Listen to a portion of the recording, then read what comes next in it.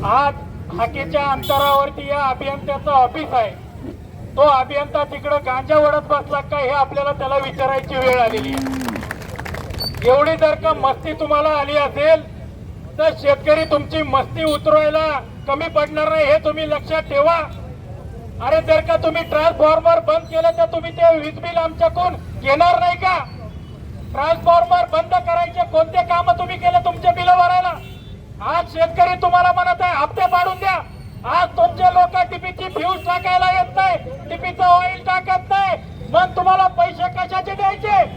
आज लोकप्रतिनिधींना सुद्धा शेतकऱ्यांचं काही देणं घेणं राहिलं नाही. आता ते हिंदूचे झाले का कोणाचे झाले हे आपल्याला माहित नाही. इथं सगळे बसलेले शेतकरी हिंदूच आहे.